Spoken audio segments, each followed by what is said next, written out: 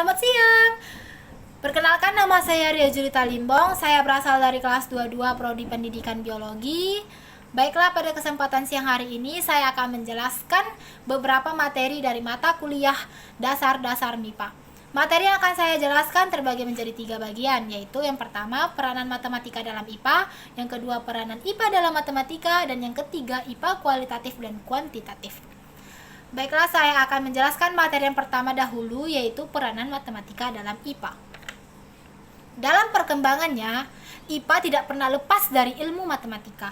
Bahkan, IPA tidak bisa berkembang tanpa adanya ilmu matematika. Matematika menjadi dasar perhitungan dan logika untuk mempelajari ilmu-ilmu yang lain. Dan secara sederhana, IPA merupakan kumpulan pengetahuan yang disusun secara sistematis tentang gejala alam. Peranan matematika dalam IPA yaitu sebagai faktor penunjang untuk memahami alam semesta dan dapat menjangkau sesuatu yang tidak dapat dijangkau oleh pengalaman empiris. Dalam perkembangan zaman pada masa sekarang ini, matematika sangat diperlukan dalam perkembangan IPA. Contohnya seperti yang pertama, dengan adanya matematika dapat membantu manusia untuk mengukur jarak bumi ke matahari beserta dengan keliling bumi. Yang kedua, dengan adanya matematika dapat membantu para ilmuwan-ilmuwan IPA seperti Pythagoras mengadakan perhitungan pada benda-benda segi banyak. Yang kedua, ada Eratosthenes, yaitu dapat mengukur diameter dan keliling bumi. Yang ketiga, ada Hipparchus, dapat menghitung jarak bumi ke bulan. Yang keempat, ada Galileo, yaitu dapat menetapkan hukum lintasan gerak peluru, gerak dan percepatan. Dan yang kelima, Huygens, yaitu dapat memecahkan teka-teki atas cincin Saturnus, perhitungan kecepatan cahaya 600.000 dikali kecepatan suara. Secara garis besar, IPA terbagi menjadi 3 bagian, yaitu fisika, kimia, dan biologi. Ternyata, matematika memiliki peranan dan aplikasi yang penting dalam ketiga bagian ilmu tersebut. Baiklah, saya akan menjelaskan peranan dan aplikasi matematika dalam ketiga bidang ilmu tersebut. Yang pertama, peranan dan aplikasi matematika dalam fisika. Yang pertama, menghitung jarak peredaran yang berbentuk elips dari planet-planet. Yang kedua, menetapkan hukum lintasan gerak peluru, gerak, dan kecepatan. Yang ketiga, ditemukannya alat-alat percobaan fisika seperti termometer dan pegas.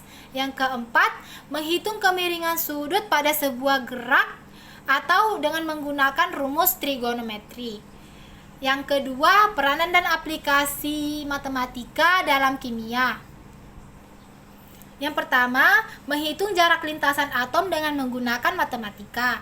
Yang kedua, membantu dalam keputusan bilangan periodik. Yang ketiga, membantu menghitung pH atau derajat keasaman dan hasil kali kelarutan atau KSP menggunakan konsep logaritma. Yang keempat, bilangan-bilangan konstanta pada perhitungan kimia juga menggunakan konsep perhitungan matematika. Dan yang kelima, menggunakan konsep turunan untuk menghitung laju reaksi suatu campuran kimia. Yang ketiga, peranan matematika dalam biologi.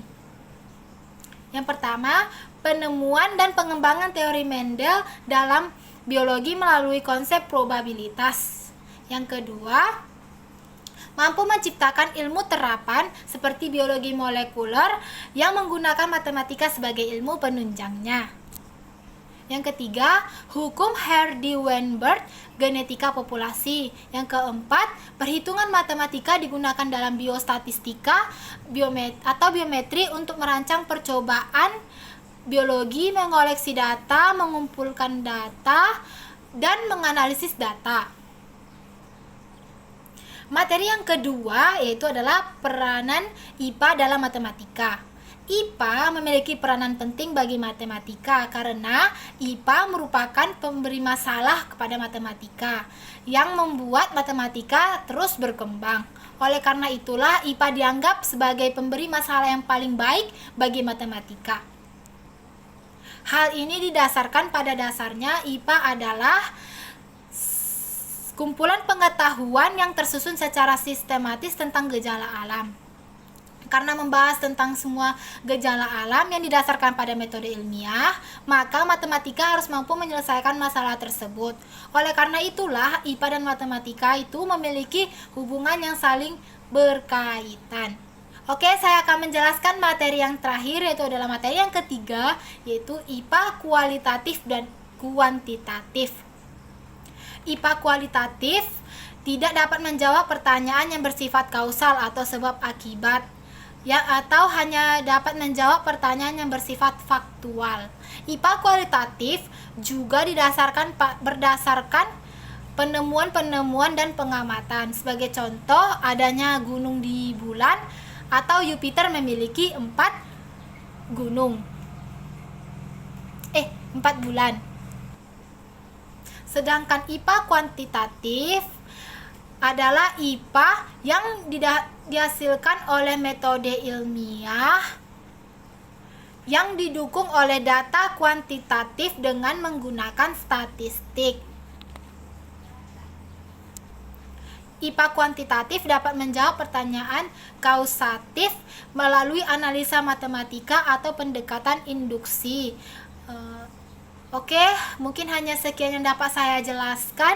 Apabila ada kata-kata yang kurang berkenan atau ada yang salah, saya mohon maaf.